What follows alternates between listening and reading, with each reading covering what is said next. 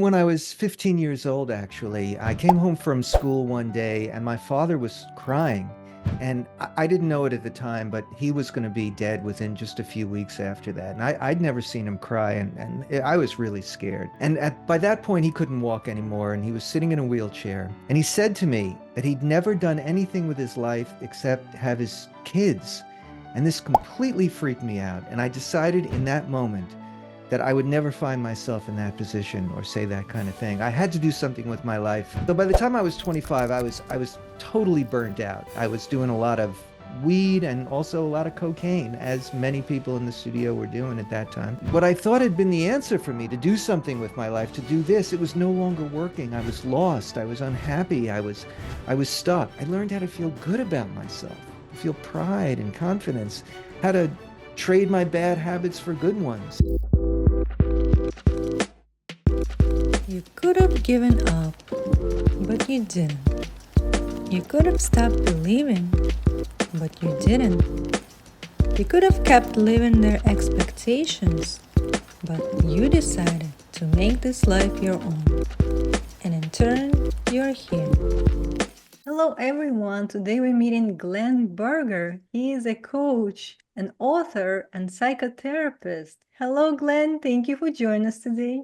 Hello, Anna. It's so great to be here with you. Thanks for having me. Thank you. So let's start a conversation by exploring your personal story of becoming the one that you are today. So what led you to discover your true passion in life? How did it start for you? It started when I was 15 years old, actually. I came home from school one day and my father was crying. And I didn't know it at the time, but he was going to be dead within just a few weeks after that. And I'd never seen him cry, and I was really scared. And by that point, he couldn't walk anymore, and he was sitting in a wheelchair. And he said to me that he'd never done anything with his life except have his kids. And this completely freaked me out. And I decided in that moment that I would never find myself in that position or say that kind of thing. I had to do something with my life right away. And by the time I was 17 years old, I was working at one of the greatest recording studios in the world. It was a place called A&R in New York City. And by 18, I was working with artists like Mick Jagger and Bob Dylan and Paul Simon and Steely Dan and Frank Sinatra. If any of any of your listeners have heard of these people Yeah. from the old school. And these were amazing experiences, but it was really a tough environment too. There was a lot of abuse, and I was working 20-hour days. And it was also, as the cliche goes, sex, drugs, and rock and roll. So by the Mm. time I was 25, I was totally burnt out. I was doing a lot of weed and also a lot of cocaine, as many people in the studio were doing at that time. Mhm. I was married, but I was screwing around a lot. And what I thought had been the answer for me to do something with my life, to do this, it was no longer working. I was lost. I was unhappy. I was stuck. So I quit that job. I traveled around the world looking for an answer, but no matter where I went, I couldn't find it. I came back Yeah. to the US and I had to make some money. So I started writing and singing jingles, mostly for kids' Mhm. toys. And so if anybody knows Hungry Hungry Hippos, that was me. And I was making some good money, but I was miserable. I had destroyed my marriage. I was getting high every day. It was my 37th birthday, and I'd been lost for 12 years, and my life was in shambles. And when I thought about what my father said on that day, I certainly didn't want my tombstone to read that I brainwashed small children into buying plastic for a living. I didn't want that to be my Mhm. life. I knew that wasn't what was meant for me. And I went out to dinner with some friends, and there was a woman there who was Mhm. passed out on the table with a migraine headache. Her head was on the table. And the next thing that happened was pretty weird, but it really did happen. I had some witnesses. She Mhm. lifted her head and she said to me, "Go to Ellis Island." Now, in case your Mhm. listeners don't know, Ellis Island is an island in New York Harbor. And around the turn of the 20th century, millions of immigrants passed through that island on their way into the United States. This moment changed my life forever. I took it as a sign. And the next day, it was a Mhm. beautiful day in October. The sky was blue, puffy white clouds, leaves were red. I went down to the harbor and I got on the boat to visit that island. And as I was on the boat, I looked at the island of Manhattan and I imagined that I was seeing it as my grandfather did, because he came to this country at 16 years of age in 1906 without a nickel in his pocket. Children Mhm. were playing around me on the boat, and something in me just broke, and I started crying. Tears were streaming down my face, and I didn't know how my life had come to this. And on that island, I went out to the seawall, and on the seawall are etched the names of all the immigrants who've come through Ellis Island, and I found my grandfather's name. And in desperation, I asked my grandfather, my ancestor, for guidance. I said, Grandpa, what should I do with my life? And I heard an Mhm. answer. And he said, Go back to school. Now Mhm. remember, I went right into the recording studio at 17. I didn't have one college credit and I was 37. I said, I can't go back to school. I don't have the time. I don't have the money. I haven't been to Mhm. school in 20 years. It'll take too long. It'll be too hard. And then I heard my grandfather speak again. And he said, Why do you think I traveled around the world without a penny to come to this country? I knew I probably wouldn't make it. I came for the promise of my grandchildren. I came for you. So don't tell me that you can't. Find the time, find the money, do the work, and you can do it. Mhm. Well, I couldn't argue with that. And in that moment, my life changed. I'd forgotten how much I loved learning. I went to crappy public schools in Brooklyn growing up, and I got turned off to the whole thing by fourth grade. But I was always sneaking some psychology book or something into my recording Mhm. sessions. And I needed to figure out what happened to me. How had I gotten so lost? How had I come to cause so much harm to other people? And I needed to find myself, how to fix myself, how to get out of this misery and this terrible feeling that I had about myself. I had to find my purpose. I had to figure Mhm. out the answer to that question that my father left me. What should I do with my life? And maybe if I could figure those things out for myself, maybe I could help other people to do the same thing. So by that January, I was in school, and that moment has fueled my life to this day. I completed my undergraduate, I got a master's degree, did postgraduate training, and now I have a PhD. And all that took a long time. It took me almost 20 years to do all that. I did a Mhm. lot of searching. I studied ancient wisdom and psychology and neuroscience, and I figured out the answer. I figured out how to get unstuck, how to get everything that I wanted in life, how to do work that I love and make some money, how to have a great marriage, how to be creative. I wrote a book. But more importantly, I learned how to feel good about myself, to feel pride and confidence, how to trade my bad habits for good ones, how to be courageous, how to believe in a better future, and how to learn every day and get better at this thing called life, right? I found peace of mind. I found well-being and fulfillment, and now I love my life. And so I've been a therapist and a coach teaching what I've learned for over 25 years. And my dream has been to create a method for people who are stuck in their lives, who feel bad about themselves, who've tried everything but nothing works, to be able to have that great life that they deserve without having to take the 20 years that it took me. So now that dream has become a reality, and I have an online course that makes it easy for people to learn everything that I learned. And so that they can get out of their stuckness and get the wonderful life that they deserve to have. Wow. Yeah. So you been through a lot in your life, and all those experiences really, I would say they were like a wake-up call for you to realize that there's something missing, there's something is out of order, misalignment of who you truly are and what is happening. And that kind of information that you took on, you started to question yourself, what can I do right now to change my situation? Because once we start taking responsibility, we realize that power in our hands and we can change that narrative for our life to unfold differently, don't you think? Absolutely, absolutely. And what really attracted me in all of that searching, more than anything else, was ancient wisdom, because Mhm. the sages and the philosophers from that time were really most interested in how do we live our best life? How do you become the best kind of person possible? And along that way, I found this Chinese sage named Mencius, who lived Mm. about 2,500 years ago. Many people consider him to be the greatest sage who ever lived. And every Chinese student studied him for 1,000 years. Now, most people don't know who this person is.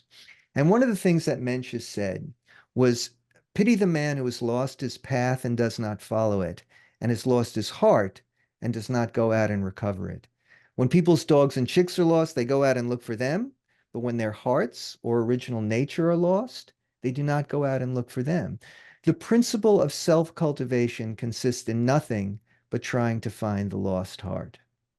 Mm. And when I heard this, I knew that the answer was in there. And of course, this beautiful saying has more questions than answers, which is, what is the heart?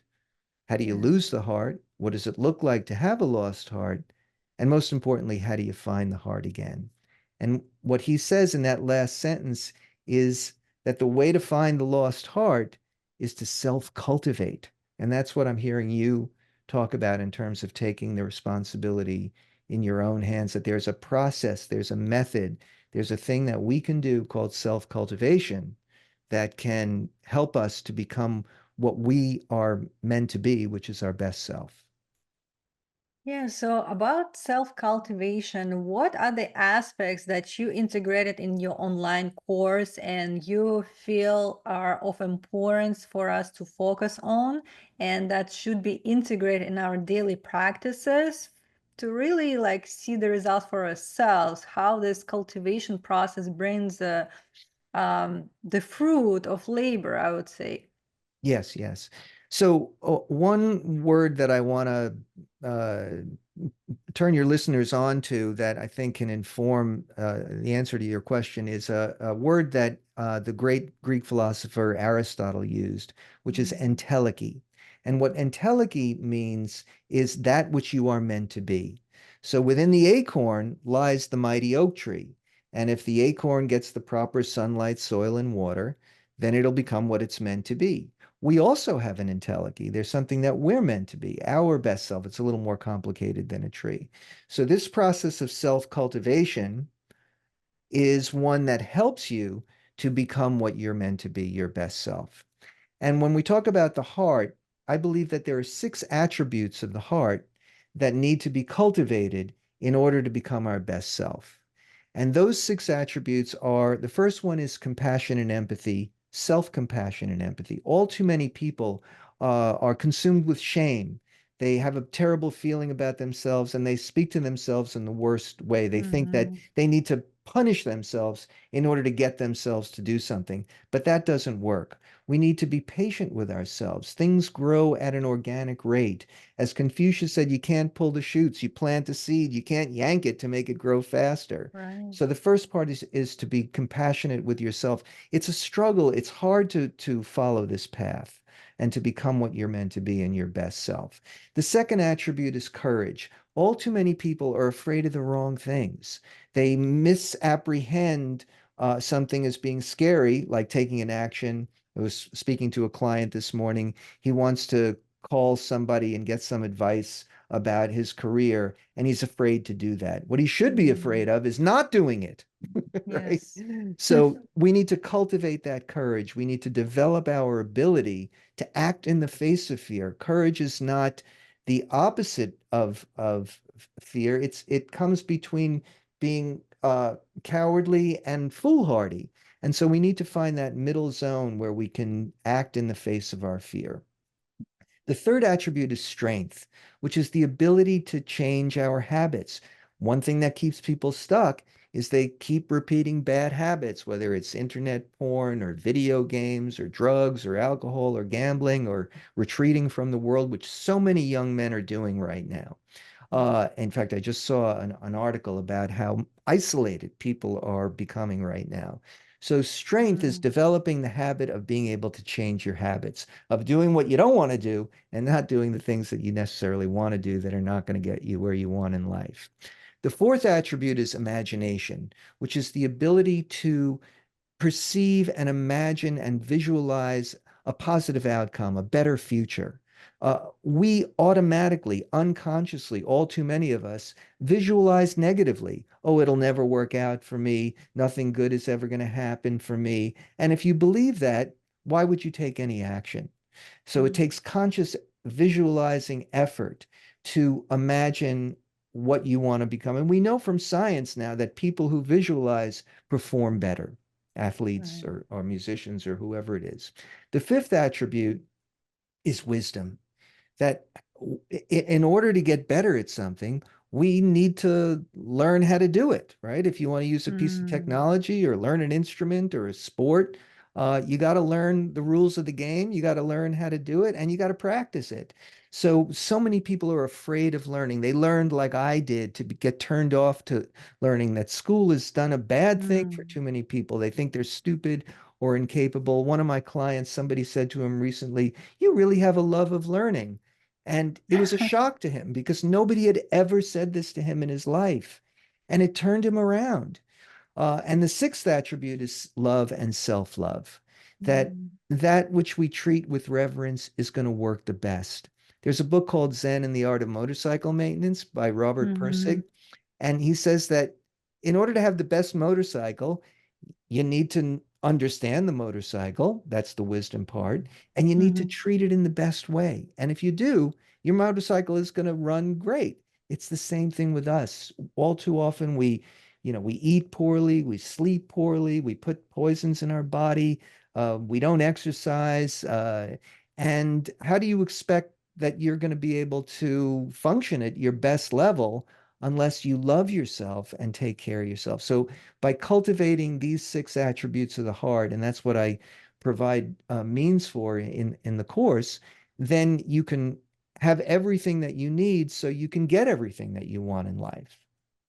Wow, it's beautifully said. And I think those six attributes is very the core of building the foundation for the successful life to emerge.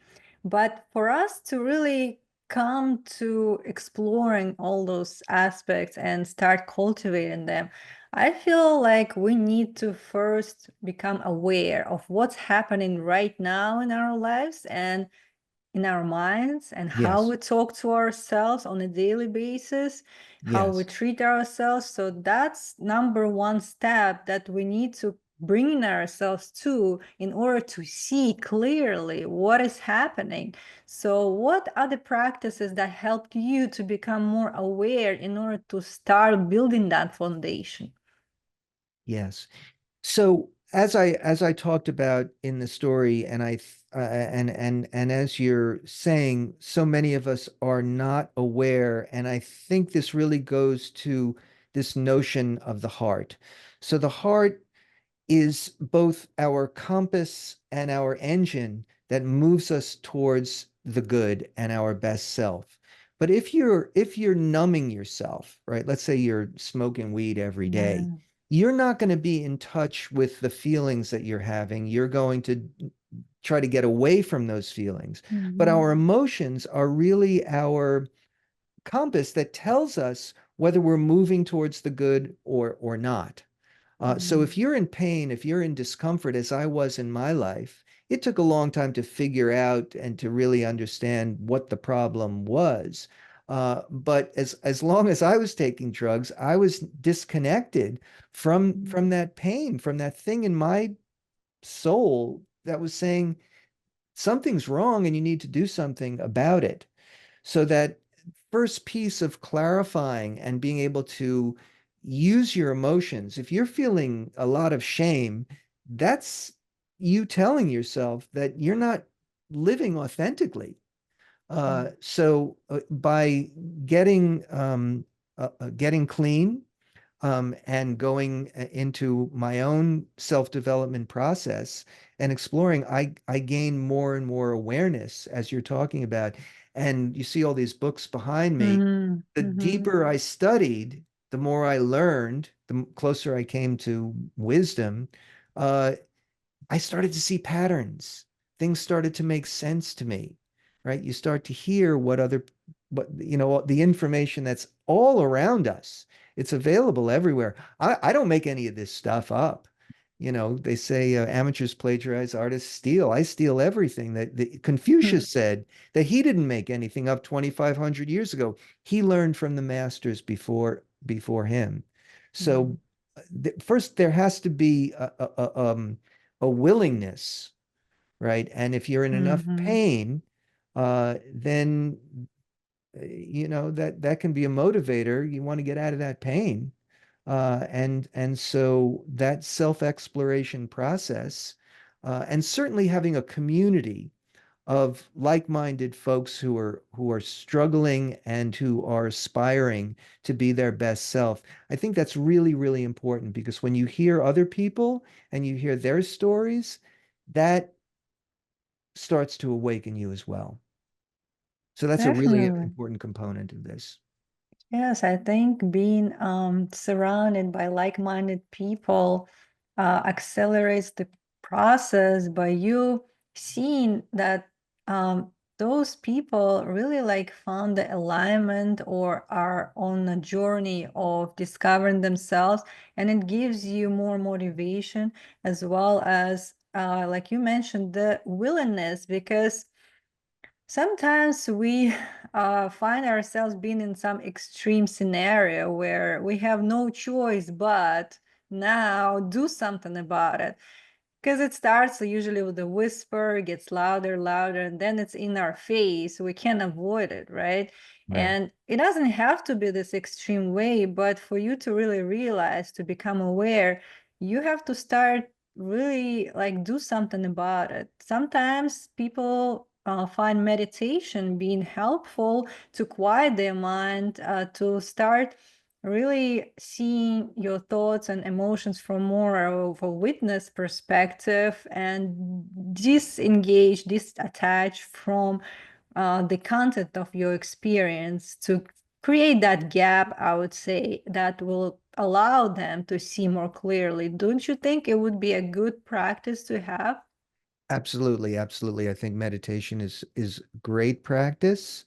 There are actually meditations in the course, and absolutely that the ability to turn down your thoughts, to allow that silent voice of the heart to come to the foreground, is a really wonderful practice.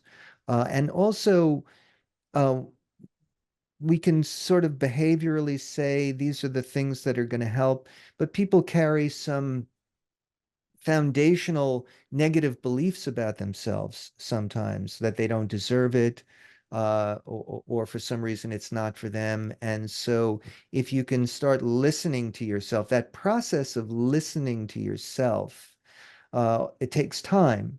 But if you sit and if you take that and you turn off your phone and you stop Mm. scrolling and you allow yourself to be in silence, and you ask yourself these questions, then this information starts to emerge.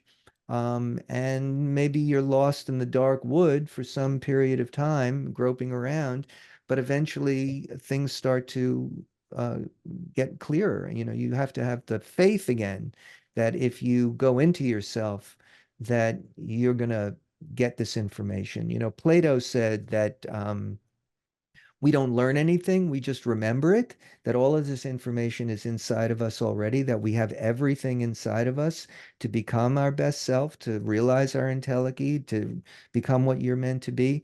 But we have to learn how to access that. And that's what having a lost heart means, is that we've lost access to this wisdom that we carry around within us. Yeah, and I think it's more about removing something that's no longer serving you, Yeah. more than about adding something to you, because you already possess everything that you need, but you don't realize it, right? Yes. So it's just Exactly. like a sky and the clouds pass by, and if you realize you're also a sky, you're Yeah. not the clouds. So it's just a metaphor, but I feel like it could help people to start thinking about like what can they do, how can they give themselves best care, but Yeah. also they need to feel that they deserve of having that best care, because not Exactly. everybody feels like they are worthy of living their best life that they could. For Yes. one reason or another, they are still attached to perhaps some kind of painful experience of the past or some kind of trauma, whatever happened, and they define or identify themselves with that person or that experience, right? And it kind of like being in a way of them finding that heart aspect of themselves that's already within them. Yes, yes, absolutely. And it requires a decision. You know, people have to, and that's a hard thing to decide that when you make that decision, you don't automatically get to the outcome that you want, but you're Yeah. making a decision that I'm going to do whatever it takes to figure this out. That was something that emerged for me, and as you say, you have to have some kind of sense that are that you deserve it to make Mm. that decision. And that's a hard thing to accomplish. And when you make that decision, since you're not going to get to the outcome, I talk about uh, uh, the Bhakti Marga, which translates to a path of devotion, that you've got to Mm. do something every day, 5 minutes, 10 minutes, 20 minutes, whether it's a meditation, whether you're working on the course, you're cultivating one of those attributes, you're in therapy. There are many, many roads, but whatever road you're on, uh, it takes practice. You know, again, if you're learning to play the guitar or golf, you've got to practice on a regular basis, and it's the same thing with life. So that decision is no matter how long it takes, no matter how far I have to travel, I'm going to find my heart. And if you do that, Mm. things are going to work out for you. Yeah, and once we start really caring about ourselves or loving ourselves enough to schedule on a daily basis that time slots that we are consistent with, that we are committed to, those practices every day, then we start seeing the result over time with us working on it. And yes, it will take some time, but with your willingness and commitment, you will see how everything will just, I would say, emerge out of your desire to help yourself, right? And you are cultivating from a perspective that you already have it. It's just for you to really like wake up to seeing that in yourself. And what can you do to remove something that is harmful for you? Perhaps the way you treat your body. Like your body is also a temple, like a divine temple that you Yeah. live in, right? And how do you treat yourself? First and foremost, because how you treat yourself, showing others how they should treat you. Absolutely, absolutely. You say it so beautifully. And if you think about that idea of self-cultivation, cultivation comes originally from agriculture. People discovered that if you understood the laws of nature and you followed Mm. them, you could get this amazing yield of food. You didn't have to go out looking for berries and nuts or chase that Mm. animal for 3 days. You could grow all the food that you need. And when we did that, people got stronger and bigger and smarter, and we had civilizations. So these ancient wise people asked themselves the question, well, if that works for plants that were growing, wouldn't that work for human beings? That if we understood human nature, if we understood our nature and we applied those principles, couldn't we grow and develop in the best way possible? And if you look at the way that plants grow, nature doesn't yell at the plant. You know, that's not the way it gets it Right. to grow. It gives it water, it gives it sunlight, it gives it beautiful soil, and then it emerges, as you say, it naturally becomes what it is what's inherent in it. So, Mhm.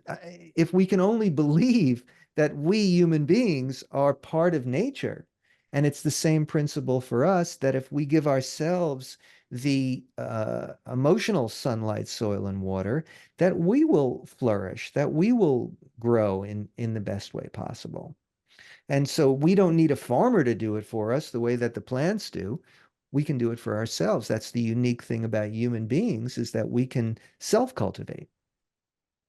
Right, and we don't have to wait for somebody to save us. We are capable of helping ourselves and give ourselves the best care possible right now. And all it takes is a decision. And the nature around us teaches us, really. And if we are quiet enough and we are willing to listen and look around, that's how we also connect and learn from nature.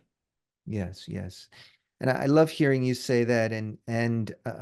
Another really important part of this is that for people like you to be doing your work, and for all of us who are Mhm. doing this kind of work together, I really believe that we're doing what we can to make the world a better place. And every time somebody listens to this, maybe one person, a light bulb will go off, and they will make that decision, and they'll make that commitment, and they will follow the path that you're talking about and that I'm speaking about. And we'll never know just how many positive Mhm. effects that will have in the world. So I really appreciate what you're doing. Thank you so much. And I feel like with us, really, first, having that love and relationship with ourselves and treating ourselves the way we deserve to be treated as divine beings, I would say, and really like seeing the potential and giving ourselves the tools that available at this moment for every one of us. I feel like now more than ever, you have access to everything that you are looking for. If you only have that decision to move forward with your development in a positive way, and also you start cultivating best relationship with other people as a result, because once you have that self-love, right, it's easier to really like be loving to other people and to seeing them as having the same type of nature as you are. And it's just ripple effect, really. And with you coming to that authentic expression of who you can be, that's the best that you can bring to the world in terms of the gifts, unique gifts, abilities, or some kind of skills that you possess that perhaps is very specific to what you can share in terms of service to other people. So it's like a win-win situation, and it's all comes back to that realization, to that awareness, and the step to really like to do something about it. Absolutely, absolutely. Another great source of ancient wisdom is a book called the Upanishads, Indian wisdom. And in that book, it said that Atman, or the divine, is in the heart. It's really Mhm. quite amazing when I started researching this metaphor of the heart that every culture throughout history has used that metaphor to represent something divine, central, essential about who we are. So I completely agree with you that there is the divine within us, and when you talk about authenticity, a young man that I was working with this morning that I was talking about, he very often, well, I'm afraid to reach out to this person. I said, well, what would you say Mhm. to him? And what he said was beautiful and authentic and real. And I said, well, Mhm. what would it be? And I say this so often to the people that I work with. So what would it be like to say that to him? Yeah. Oh, I don't know if I could, right? And I reminded him that in 12-step programs Mhm. that they say that the number one thing that keeps you clean and sober is service. So you're Mhm. actually doing the other person a favor. You're helping them by inviting them to give act in service toward you. You think, well, how could I ask Right. somebody for this, right? To help me in some way. Well, that's actually helping the other person. And Mhm. I agree with you that the only way that you can truly love other people is if you love yourself. Absolutely. Yes, and we can find a connection to the divine within our hearts by connecting deeply and understanding of what we need in order to flourish and prosper, and what can we give ourselves, how can we let go from those limiting beliefs and fear-based beliefs that were holding us for a long time and really like blocking our progress. And if we just realize that the potential is much bigger and we allow ourselves to be who we were born to be without apologizing for it. Just the tree that grows as tall as it could, does it apologize for its being tall? No. So we should learn from nature and allow ourselves to be that authentic expression. And that's the best service that we can bring to this world. And it's just coming back to you as a natural consequence of being who you are. Absolutely, absolutely, and I love the way that you say that. Are you familiar with the letter from Martha Graham to Agnes DeMille? Have you read that? No, So no, you Martha can. Graham, yeah, Mhm. Martha Graham was the inventor of modern dance, and Agnes DeMille was a very famous choreographer that she trained. And Agnes Okay. DeMille wrote to her and said, "My choreography stinks, like I'm terrible." And Martha writes this letter to her, and in one sentence she says that your expression is unique to you. And if you Mhm. don't have your expression, it will never exist in any other form. And it's not for you to judge that expression, to Right. know if it's good or bad or whatever. Your job is to keep the channel open. Your job is to create your expression. Mhm. And that's what we're on earth to be and to do. Yes, and a lot of times we either compare ourselves to other people. Now we have social media, it's so much easier to compare, or we feel like we're being judged for doing this or that, or trying to fit somebody's standard of how we should look like or whatever. Yeah. But it all comes down to like really not honoring who we should be and really not giving ourselves the best chance to become that person and abandoning ourselves. So it's a disservice on any levels to do any of that. And it's just pointless. And you can't make all people happy. You can't please everybody. It's just impossible. What's the point of even focusing your energy and wasting that towards? Yes. Absolutely, absolutely. Yeah, it's really it's so tragic that so many people are suffering unnecessarily and wasting their lives. And I work with a number of people who have so much to offer and to give, and they won't let the world know about it because of Mm, those fears and negative self-beliefs. I work with one gentleman who makes the most wonderful cheesecakes, and yeah, anybody that tastes it just thinks it's the greatest thing. And he's talked about selling them for years, but he's afraid to put it out into the world. So what people are not having the opportunity to have this great, delicious pleasure right. because he's afraid that somebody might not like it, right? Or he might get a Mm. criticism or whatever that thing is, or he doesn't believe he deserves it, or whatever the negative beliefs are. And it's so that's just one small example of the so much that people could offer to the world to make this a better place, but because of their own fears and negative beliefs and shame and bad habits, we don't get to enjoy it. So it all starts with us and with our willingness to make changes in our life in order to give ourselves the best chance to shine and to be who we are without really apologizing for it. And the rest will follow. I feel like we just need to find a way to overcome everything that's stopping us from being that expression, that authentic expression. And there are different modalities nowadays. I feel like we have so much access to different tools and practices and practitioners like yourself and the course that you put out. I would like you to really like share with us how people can find you online and to learn about your course so they can go forward and maybe learn about it more into detail. Yes. So the course is, and thank you so much for asking that. The course is on a platform called School, which is Skool. You get not only all the wisdom that you need and exercises, but also there's a community piece of this. I run a group, Mm. I run a weekly group, and this is mostly for men, and so that they can get all the support that they need. So if you go to the School platform and you look for HeartFinders, Mhm.